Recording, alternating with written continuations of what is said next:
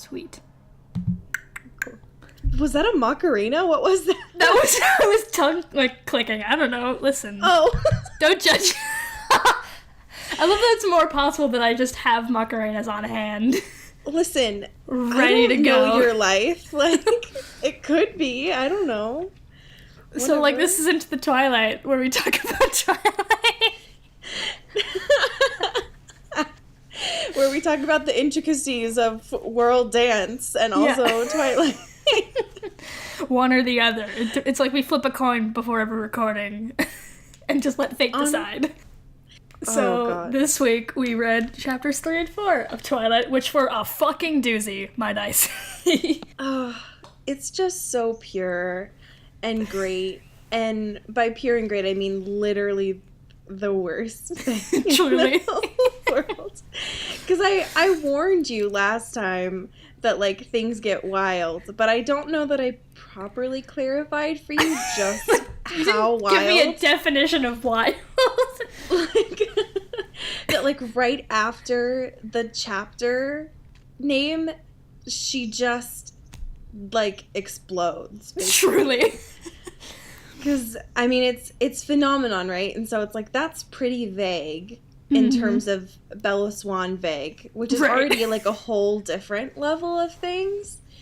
And things get buck wild. They truly get bananas buck wild. And I think that it's kind of a foreshadowing component of it because of the weather, right? Which I think Stephanie Meyer does. And I guess, all authors do, right? Because setting and foreshadowing kind of tie into each other. But Stephanie Meyer is not, subtle with it at any point. Ever and in so her entire life. She's so there's acid rain today. Wonder what could possibly be going on. Just a normal day at Forks. Everyone's just gonna be the same forever. Right, yeah. Nothing out of the ordinary. Yeah, so she's just, slipping and sliding, it's the thing. Snow. Bella wakes up and it's snowing and there's ice everywhere and she's like, fuck this. I can't even walk regularly on normal ground. Honestly. Alone, actually ice. So she's like, you know what? Let's just stay in today. Honestly. I'm not here for this. Well, because she wakes up, right? And she's like, oh, it's bright. Awesome. Today's gonna be great. And then she looks out and then literally dissolves because there's snow. And so her skeleton comes out of her body and she's like, no, I can't do this today.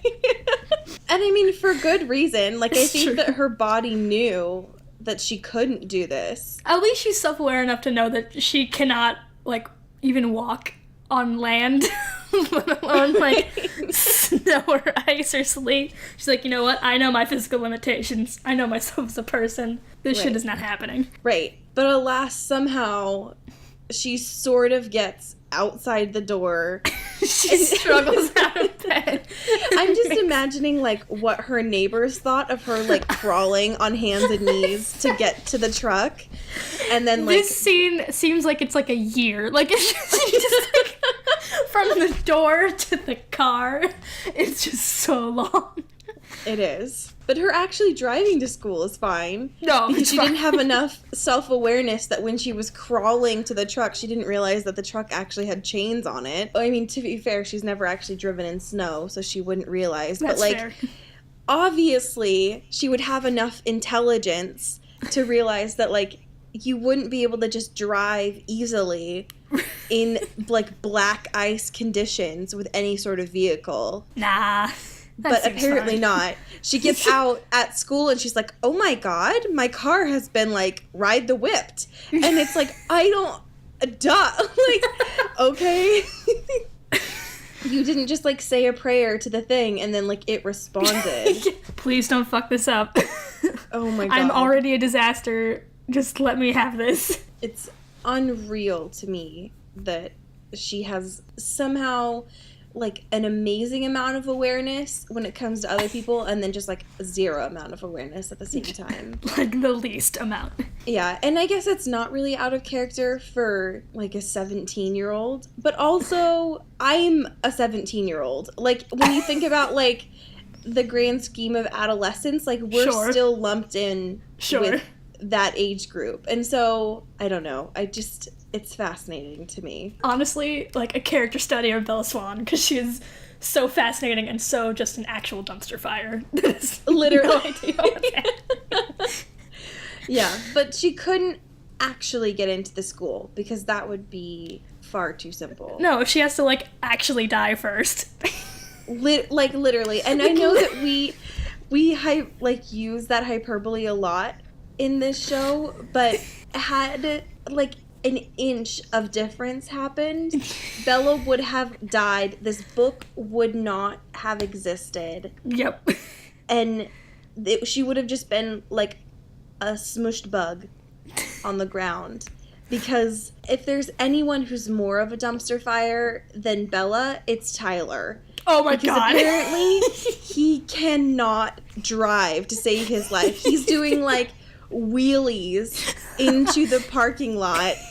Like, because apparently he also has no awareness of how snow or ice works, even though he's apparently lived here his whole life. Like, at least Bella has an excuse, but she's like, fuck, what is even forks? What is snow? Never seen that before. Fuck is this? Sure. And is already, like, tripping over herself as she even steps out of the door to her home. But Tyler lives in Forks, and he's gone to this school. You have experienced snow and driving into the school parking lot before, my dude. Right. Because she gets out of the thing, and of course the first thing that she does is just, like, finds Edward, right? Her honing beacon is just, like, slowly beaking, and then, she's just scanning, and she's like, oh, got him. He's here. Right, yeah. And then as soon as she finds him, it starts, like, beeping faster. And then yeah. And then it literally says, I saw several things simultaneously. Oh, and she's just, like, staring at Edward, and then also there's this minivan hurling towards her. Just, like, circling and spiraling, ready to literally smash her into the truck. And it's like, nope, she's still just staring at Edward. It's like, wow, he looks, like, really good today. Yeah, he's just got, like, the perfect amount of gel in his hair. It's perfect. Like, expertly coiffed. Like, I don't... like, Bella, here's the thing. I know that you don't have a lot of self-preservation, because I know that this is literally your personal hell on earth, but you are literally dying, is the thing. Like, you gotta move, my dude. But she doesn't, because... No, of course. Of course. She's paralyzed by the beauty of Edward Cullen. Yeah. Because, of course, the only thing that could help her in this moment in time is Edward Cullen. But she doesn't realize, because her head smacks against the pavement. Ground. Which Edward does. He's the one that's like, nah, move. Like, how romantic. Truly, yeah. When I look for Bae, I think of smashing my head against the pavement. I think of WWE SmackDown on this ice in the school parking lot. Yeah, I really want a concussion. That's, oh my god. Just girly things. Yeah, honestly. When Bae concusses you. But, like, in the matter of saving your life. Oh my god. It's just, this whole scene is unreal because she's like, she literally sees Edward's arm indents in the minivan truck. And she's like, wow. He's so strong. It's Bella. That's not real. And then she starts to realize that people are, like, screaming, like, blood-curdling screams outside. And then she's like, well, because he's like, stay down, right? Mm-hmm. And then she's like, no, I'm good. I'm totally good. And he's like, well, your head probably hurts. And then she's like, oh, ow. I'm sorry. What? And I understand adrenaline and shock. Totally understandable. Sure. But also, your head smacked against the pavement. I don't... Nah, she's fine. Nah, just totally resilient. Bella Swan. I got it. Unreal. Unreal, so, this whole situation. Edward's literally, like, on top of her, and she's like, hey man, how did you even get here? Because before this even happens, Edward is like an actual mile away. Literally. And then 2 seconds later, before she almost perishes, he's there. And she's like, that's weird. That's funny. Which I get, because it's like, oh, we're establishing that he's, a vampire and she needs to question this. But I'm like, do you not remember, like, every class you've had with him? And he literally bolts out the fucking door at the same speed. This should not be unusual behavior. Honestly. Yeah, he was, like, chilling in the forest, and she was just, like, imagining him in the parking lot, and then she blinks, and he's, like, in this little, like, clusterfuck of, like, a truck and a van. It's the only time that she's like, wait, why are you here? That's actually rational. Right. And just the whole scene, because of these, like, blood-curdling screams, and yet the only thing that she can hear is, like, him whispering. And it's like, Bella. Girl. How? And, like, you have to imagine that the minivan and the truck are also, like, relaxing, so the metal is also screeching too. And so it's just like you can somehow hear his whispering on top of all just having of a these really other chill sounds. conversation amidst all of this. Right. And also, like, the blood that's being pushed into your head right now because of the, like, injury that you also occurred. Yeah, no, that's totally normal. Logical. That's real casual.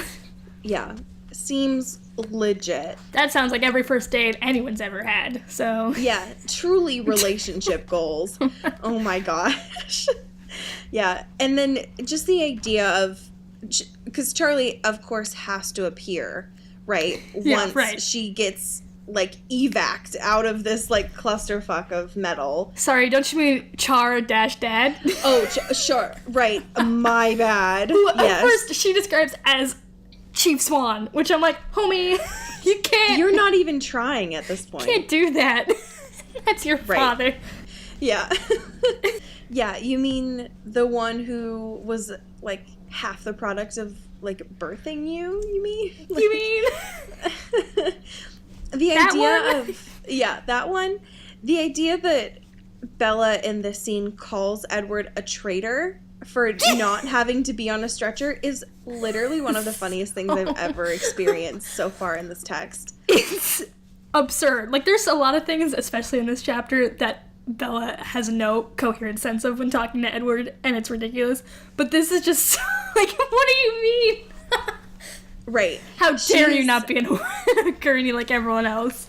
Yeah, she's traitor. Infuriated that she, one, has to wear a neck brace, as if nobody else around them has already witnessed that this thing has happened.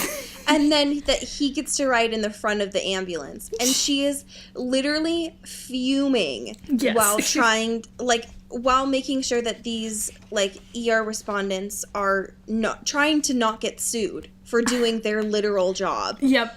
Because literally the chief of police is watching them do it. And so it's like, Bella, what do you expect from them? That they'd be like, oh yeah, deuces, you're totally good. Nah, you're good. As if when there's literally, like, a car wreck that happens that they can't escort you from that.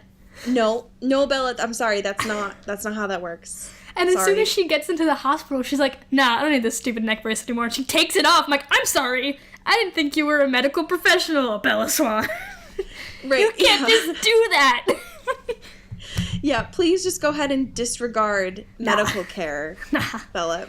Yeah, she waits until, like, the nurse isn't looking, and she's like, nah, fuck this. Like, oh my gosh. She hasn't even, like, fully walked out of the room. She's like, fuck you, nurse.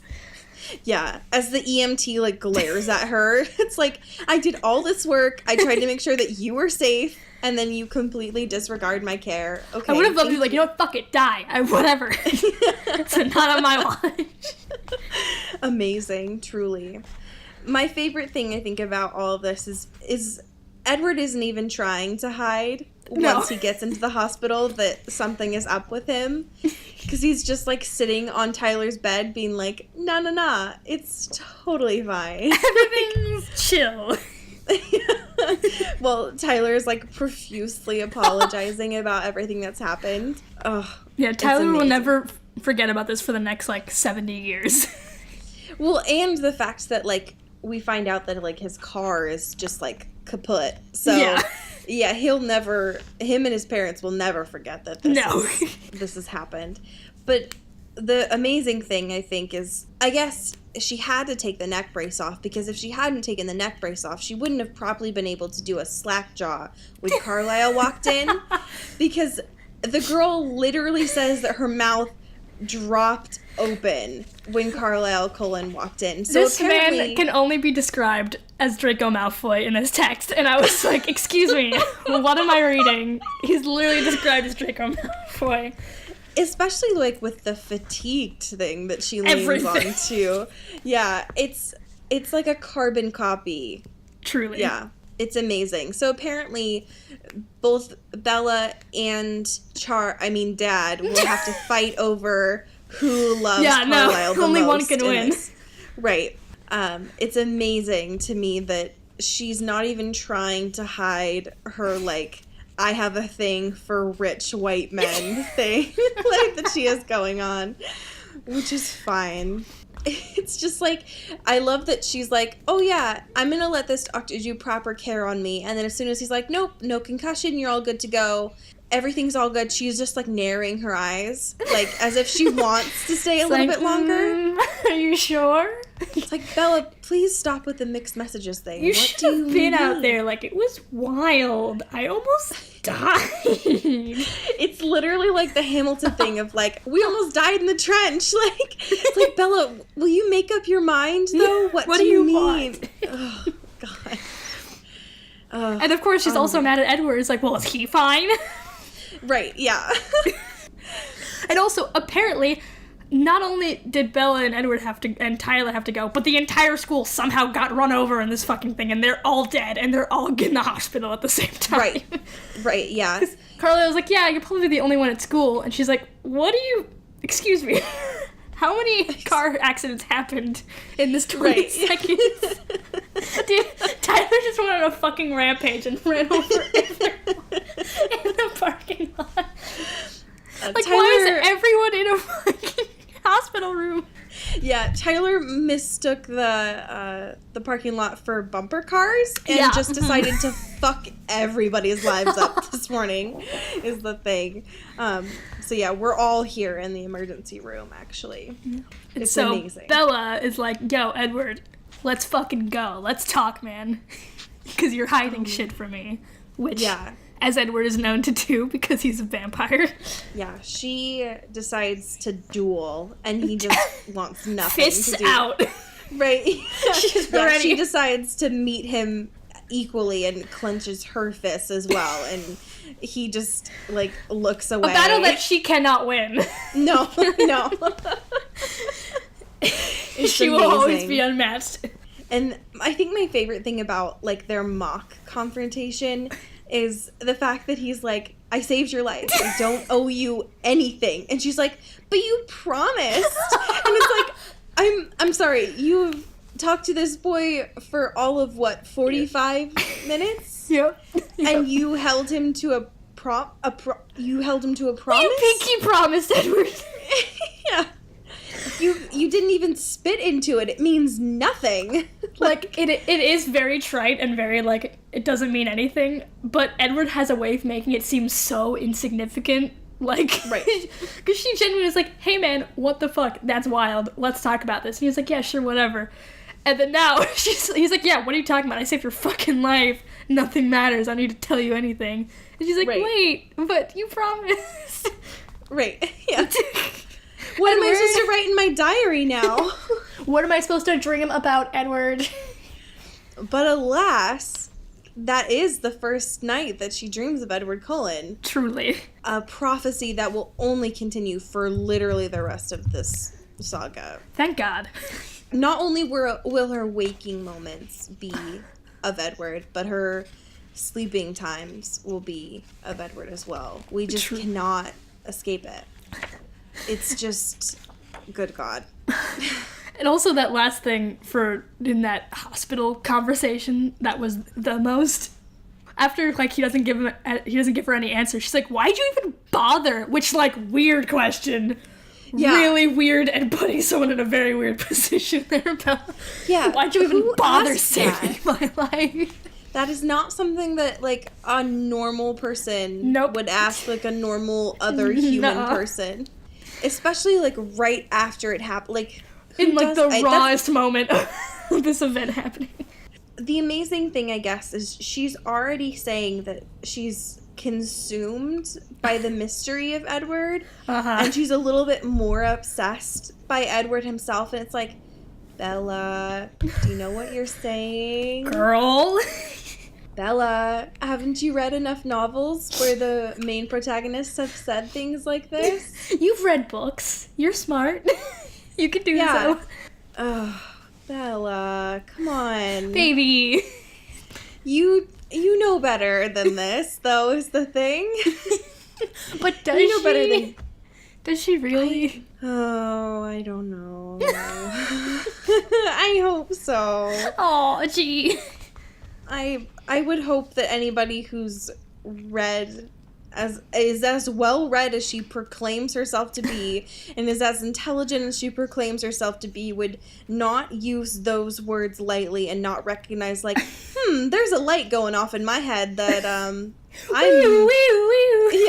that I'm possibly using this as a crutch for something else in my life. Like, could it be I'm hiding some other emotions that I'm not really discussing? Potentially. But I'm gonna just ignore that and instead just keep asking people why they're saving my life instead, because that seems like a normal course of action. Normal thing. Yeah, yikes. And then we head on over to chapter 4, Invitations. AKA the chapter of the most brooding. So much teen angst. So much. Like, as if this book cannot be teen angst more, they were like, oh, let's add in the anxiety of asking people to dances. That'll be good.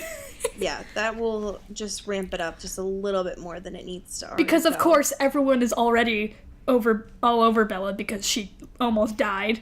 And so now they're like, hey, this is our chance, let's go. And so every boy that's ever gone to Forks High is like, let's ask Bella to this dance. Right, and the irony of it is it's literally a Sadie Hawkins dance. Right! Where it's girls' choice. And yet, here, let's just give a prime example of taking away any female agency. And instead, just have all of these guys jump the shark and ask the girl instead. I'm sorry. What? Excuse me. You've got prom late, like, literally 2 weeks later, it seems like. Can we chill? Yeah, can you just allow a little bit more gender swap? Like, just give a little bit of agency instead. But no, apparently not, is the thing. No. Just jump the shark and just rob a little bit more female agency, please. Please, that's all I want. Yeah. Just please silence any more females in this, please. That's all I want. True. That's the dream. It's disgusting. Yeah. And I think there isn't even a lot of commentary on it either. No, it's like, this is normal. Like, she says it once, it's like, this is girl's choice, this is weird. But then they're all just like, yeah, but like, just want to test my luck if you didn't ask me, you know. But I'd try. Right. But yeah, before the guys start to, like, basically harass Bella, it's brooding Edward strikes again. Of course. And is just, like, basically ignoring Bella while still talking to her. It's this, like, amazing dichotomy of just, like, I don't know, him being his most melodramatic self. Yes. It's amazing that because she, like, comes into biology class, shocker, truly. Shocking. And she's, like, she's like, I'm gonna put on my happy face today. And it's like, okay, Bella. She's like, I'm gonna be super cheerful and greet him and everything's gonna be great. And she comes in and she starts singing. She's like, hi, Edward. And then he's literally like, he turns his head a fraction toward me without meeting my gaze, nodded once, and then looked the other way. What the fuck? Yikes. Who does that? Who are you? That's not even human, Edward, is the thing. Well, like, that's not how humans interact. Well, like, okay. Bella definitely does not know what she wants, but Edward definitely does not know what he wants. Like, at all. In the slightest. No, not even a little bit. No. And it coupled with the fact that, and I think that, you know, and again, not so subtle Stephenie Meyer, but his eyes keep turning, right? From honey to charcoal. And it's like, okay, can you just change up the adjectives like a little bit more? You have other words for this. I believe in you. Right.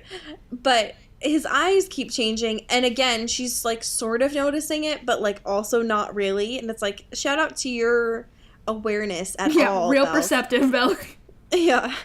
And then it's just like, okay. But also, you know, he basically just like shouts in biology class once, like, it's better if we're not friends. Trust me. It's like, who says this though? Like, is the thing. You have no chill, Edward. None. No chill. None. No social interactions or knowledge of how to do any of that. No.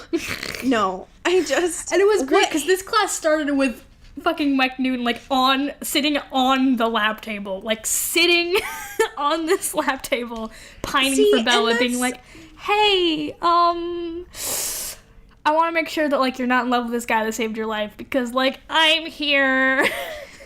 See, and that's why, like, fuck Mike Newton, though, was the thing, because, like, those are for science, not your ass, though, is the thing. And, like, I think you're pulling straws to this fuck Mike Newton thing. There's a lot of reasons to hate Mike Newton, but that's a little bit extraneous. But, like, she describes him again in this as a puppy. Which is not a bad thing. I don't understand why you hate dogs. I love dogs is the thing. There's literally a dog asleep on my lap right now. I love dogs. I am pro dogs. I am not pro humans as... I'm not going to finish that sentence, actually. I am not pro Mike Newton in any sense of the word. And that's all I have to say. But so, like, Edward's like, yeah, we should, like, you know, not be friends. It's probably better. And then Bella pulls out another thing of, like, why'd you even bother? And saying, like, oh, man, you regretted saving my life, didn't you? Which, whoa, where did we go from here? Where did that come from? What? Who would even say these things? Who, how, what? Excuse me. Well, and it's, like, she keeps baiting him as if she wants him to say that he regrets saving her life. But if he says that, she would literally end this book. Truly. Like, she doesn't realize that she's writing a book. But if she did, if he said that, like, no, actually, Bella, I do regret saving your life. It's been really hard on me, and I don't know how to move forward. She would literally die. She'd be like, she wouldn't know how to handle someone saying that to her. As most people would. Yeah, no one would because that's a wild thing to say, and no one would ever say that. And Edward's like, that's fucked up. I'm not gonna know.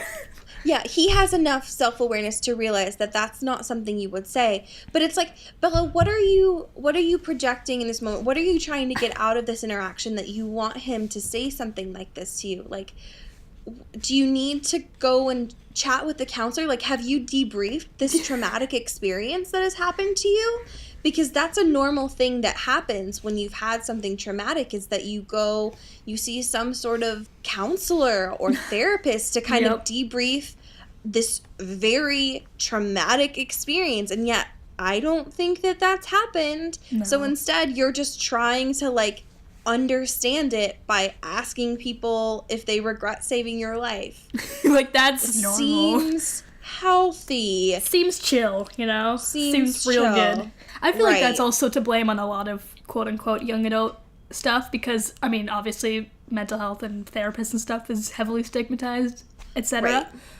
But especially with, like, fiction of people in high school and stuff, if something traumatic happens to them, which in a lot of these books it does because high school, like, there's no ever, like, trying to actually do a healthy way of following out your feelings. It's always, like, taking it out on other people or, like, trying to, like, you know, make people say that they regret saving their lives or something wild like that. Like, there's no healthy way ever, like, demonstrated in these things. Yeah, and I guess that reminds me of just how much, like, ableist language that Stephenie Meyer uses.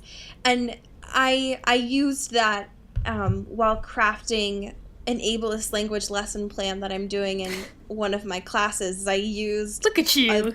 A bunch of Twilight excerpts Oh my God. to have my students they would like take the word crazy, which when I searched through this book alone, there's so many examples of, or like stupid or insane. Like she uses them so much, and I'm having them like take that word and use an alternative for it instead, because like it's just poor writing at that point. And she uses them so much as a crutch, and it's like, what are you trying to say about Bella at that point? Like, what do you think about your character that this is what you're using as her language, not only externally, but internally as well?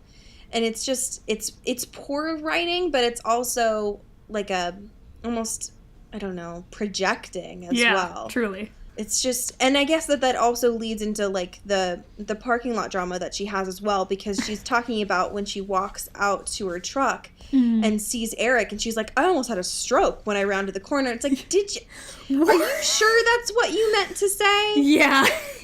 Because she's like, when I saw a tall, dark figure leaning at the side of my truck, I just realized it was Eric, though, and then I was fine. It's chill. Like, that's such poor writing. Yeah. That's not what you really meant to say. You could have used anything else in that moment, though, is the thing. Like, what are you really gaining as a writer by using that to, like, demonstrate that? Because it's not really even the same at all. So it's it's just giving a bad representation of the event that actually happened, which is just, ooh, I got spooked a little bit because there's, you know, a tall, dark, unassuming man right there, and I didn't notice. Right. Which, like, totally valid as... Right. Like, anyone who sees some, like, strange figure against our car, it's totally fine to be shook. Yeah. But, like, being shook and a stroke are two very different things. I'm gonna, like, Command F all the times it says stroke and just, like, replace with shook. And it would be a much better reading experience. I was shook when I rounded this corner. Yeah, amazing. But it's just... her whole parking lot experience after class is genuinely... I wanted to die. It was literally the definition of like, hey, let's make sure, already no female agency, but making sure that we're just gonna like literally physically barricade them with cars so we can ask them to the prom. It's so bad. It was so bad. Like, it was wild. It's almost cringeworthy to read, because as anyone who has experienced being placed in a spot where you can't, like, leave a situation, it's just, like, it's almost uncomfortable to have to, like, re-experience that of, like, hey, I have to experience this thing where someone is, like, asking this thing, and you have to just, like, put on your smile and wait for them to finish talking, and it's just like, ugh, no. It's the same with, like, promposals and stuff, because, like, you're doing this whole big outlandish, like, act to get someone to go to a dance with you, which is nice and usually comes from good intentions. But, like, you are actively putting someone in a place to basically not say no, because, like, it would just be really awkward if someone came in with, like, flowers and, like, this whole thing, and be like, hey, would you go to this dance? And be like, right. Sorry. Like, it's just a weird thing about our culture that we're just like, we can't. Like, either you say yes in front of the big thing and then, like, later be like, hey, maybe I'm not actually comfortable with this. But, like, never in that moment where it's like... Right, because, of course, then the person would be shamed for saying no. Yeah, no, of course. And it's like, I think that asking a yes or no question, there's an option to say no is the thing. Nah, this is a yes or yes question. And that's so fucked up. Yeah. But yeah, so Edward is just, like, apparently there, right, during all of this. Of course. Eric asks her to the Sadie Hawkins dance, which is a girl's choice. Yep, again. And she's like, nah, I can't go because I'm going to Seattle. And he's like, oh, okay, cool. And so she gets in the thing or whatever and then gets in line. Mm-hmm. And then... Edward fucking swerves in. Right, literally, but not to ask her anything, just... to physically stop her from getting out of this parking lot. So Tyler can come on in and ask her. Yeah, and the thing that's so fucked up about this is he literally just, like, stands at her passenger side window and is like, oh, I just wanted to ask you something while we're trapped here. Like, not a great precedent to set with, my dude. Well, we're stuck here, like, randomly. What? Not the best way to set this up, my dude. No. And I think the thing that was grossest about that was because Mike had asked beforehand, right? Right. And she was like, no, just ask Jessica. And he was like, Fuck Jessica. And so she tells Tyler, like, I told everybody I was going to Seattle. And he was like, well, yeah, but I thought that was just your way of letting Mike down. And she was like, what the fuck? Like, I was not. Excuse me. Like, could you take away my agency a little bit more, my dude? Like, even imagine that being her way to let Mike down, which is wild.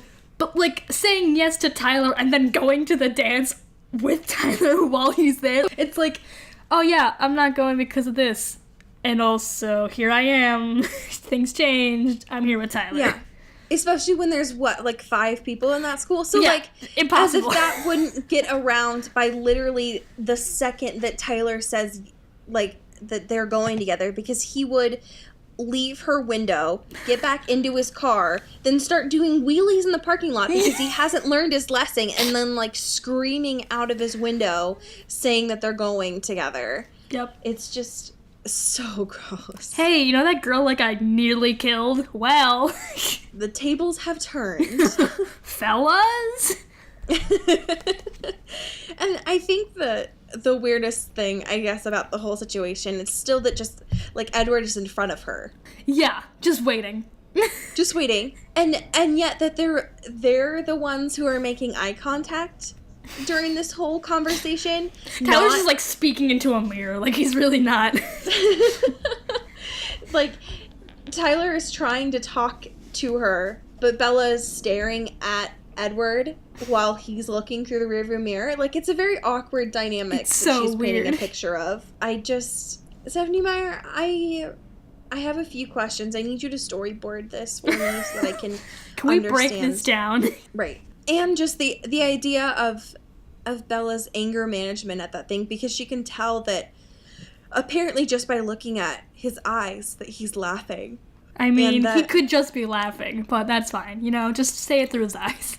Right. But also, just by looking at his eyes that he's laughing, and her immediate response is to literally take off his bumper. As if she hasn't learned anything in the past, like, month of all of these things that have gone on with cars. She's like, no, just a little touch. bit. Like, ooh, I'll be right there. As if her thing isn't the most indestructible thing that's ever existed in her whole life. It would, like, eat the Volvo. Like, it would just eat it. Like, full-on carboys it up. Just, like, munch it. Amazing.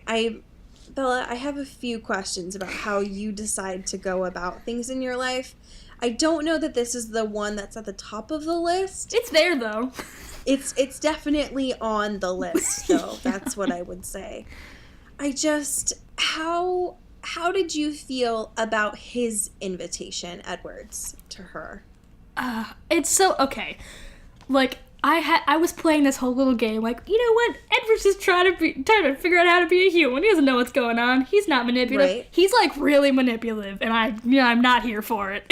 It's, like, real bad. Like, just Bella being like, I don't really know what's going on, but, you know, I'm just gonna be here for it, whichever way it is. And Edward's like, you know what? I'm just gonna pretend, like literally yell at her for trying to be friends with me, saying that, like, I can't be friends with someone ever, but still, like, try to be in this girl's life and try to just fuck it up, knowing the circumstances. Sure. And so he's like, yeah, don't really think your car can make it to Seattle. We should go together. Wink, wink, wink, wink, wink, wink. And of course, Bella cannot say no because she's just so infatuated with this boy. Right. Even though she has no idea where she stands with him at any point, ever. No, it's a lot. The fact that the language in their interaction with each other is so much and so cringeworthy because of the fact that he comes back in good spirits, right? So his eyes are fine, and she realizes that, and she recognizes that he's in good spirits. And it's just the fact that, I don't know, everything about it, because she even asks him, like, do you have a multiple personality disorder? It's like, who asks that? Bella, no. Bella, baby. Social boundaries, No. first of all. And also, no is the thing. Yeah, incorrect. No. And also that he proposes the invitation of going to Seattle with her. And she's like, with who? With Bella. What? And he's like, myself, obviously. Fucking idiot. And the enunciation, I think, is not the thing that bothers me, but the fact that Stephenie Meyer decides to say that he enunciated every syllable as if he were talking to someone mentally handicapped. I'm sorry? Bad. I'm No. sorry is the thing? I don't... Did you mean that he just enunciated every syllable because he's a pretentious douchebag? True, and he talks like Sherlock Holmes, especially in this chapter, in this sequence. I don't know that you meant to be like that is the thing. No. And then what is the grossest thing I think about this whole interaction, right, is that he's trying to put the charm on, right, of being like, no, everybody cares about the environment, Bella. Like, Fuck, that was so funny. Because literally, oh my she's God. like, I don't know that I can do it in the thing. We're good. We're tight. Don't need you, Edward. Later. And he's like, actually, climate change is, like, real, and, like, you probably shouldn't be driving that and get gas every single time. That's a waste of finite resources, Bella. Yeah. I don't think that your car can get there on one tank of gas, you piece of shit.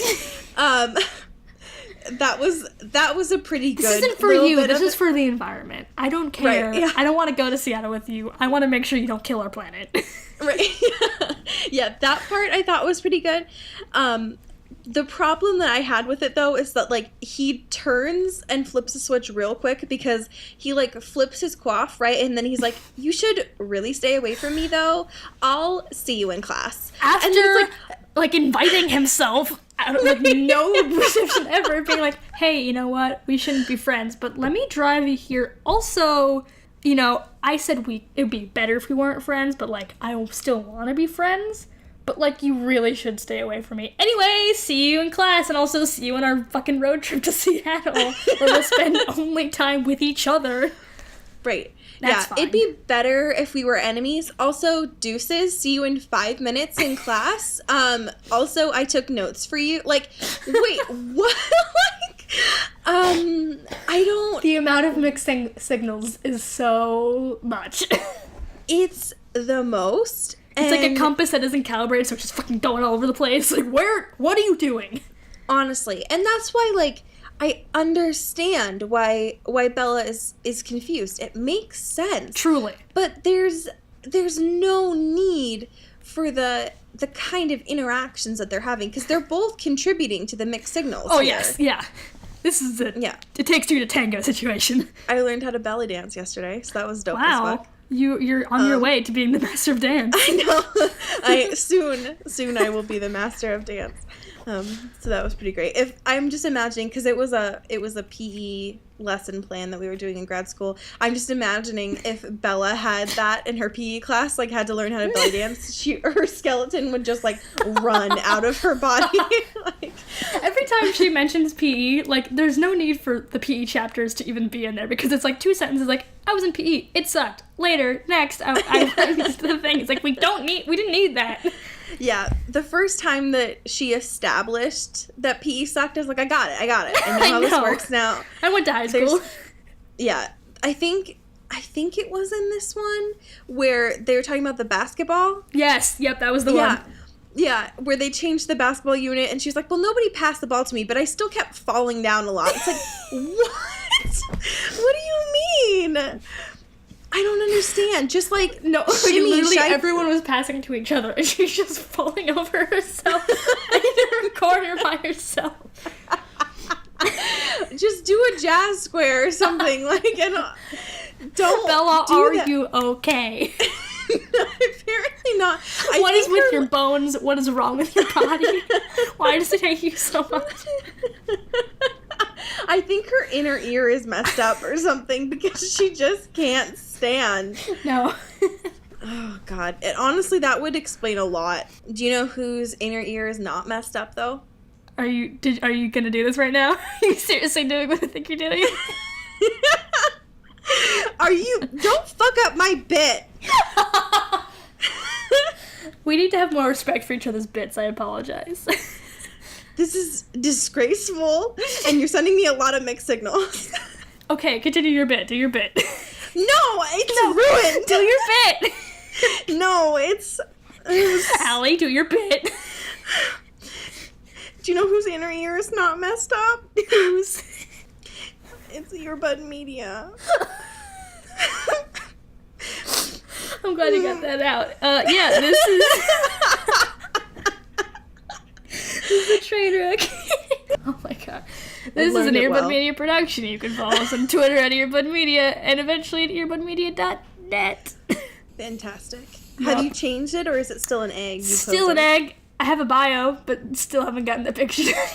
Hey, it's a slow glow up. Hey, no. That works.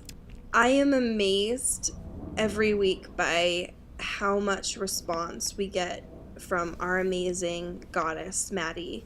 And I'm thankful that she, live tweets our episodes. It's pretty great. I love it a lot. I don't actually know her Twitter off the top of my head, but on Instagram it's yourghosthost44 and yourghosthost.tumblr.com. Yes. For her art. And yeah. She was doing this cool, color hue thing for the past month. Hue-vember. Oh, damn. Yeah, that one. Oh, shit. Yeah, and now things are getting buck wild because it's actually holiday season, and it's, her fave time of the year. Perfect. So I would definitely stay tuned for that. If you like our sweet, sweet tunes in the beginning and end of this episode, those are by Eli Krause. You can find his stuff at krausfilms.com, KRAUSSfilms.com. Has he said anything about the pod lately? I haven't heard anything, which makes me think he's fake and doesn't listen, but I'll just keep this in so he knows. He'll know. What a poser. Honestly, what a fake bitch. You can't just, make our content and then just, not listen to it. How dare you? What if he just, skips to the last 10 minutes and just, listens for us? Do people praise him? Yeah. Honestly, that's what I would do, probably. Yes. We have a Patreon. We do. If you want to throw money at us, it's a little tip jar to, I would love it. Make the show even better. It's amazing, and I want you to become part of the Shiny Squad. Mm-hmm. You can donate money and choose one of the perks, and they're all adjacent. They're fresh as fuck. They're great. They are. Yeah. So I would highly suggest checking them out, and if you can't donate, totes fine. Sharing it also works as well. Yeah. Rating and reviewing us on iTunes. Have you done that? I'm giving you the 2 eyes emoji right now, if you haven't. Yeah, no, same. For my friends, I review podcasts. So. Truly. You can find Into the Twilight pretty much everywhere. Twitter, Facebook, apparently, because it's 2005. Into the Twilight. What? Disgraceful. Anyway, if you want to send us anything, your long-lost fan fiction, your Twilight fan mixes, literally anything, our email is open and ready for your trash. And it's intothetwilightshow@gmail.com. Here's the thing. We called you all out last week and haven't gotten a goddamn thing. Still nothing, fam. What? Sounds pretty fake to me. Y'all are fake. Yeah. Y'all are fake fans, though? You can find Allie on the internet at 23 of me everywhere. I'm everywhere. Truly. Except for Vine, because Vine is gone. R.I.P. Never forget. Yeah. Vine is gone. Hey, wait. Yep. Hey, wait. Yep. I'm cutting that out of the podcast. That's so mean. What about this one? No.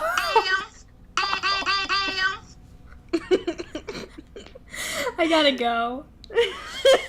You can find me on the internet at Cody Captures and CodyCorral.co.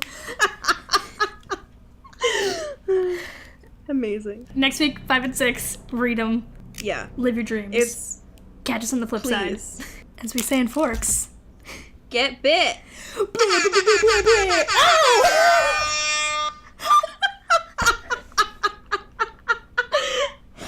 I cannot believe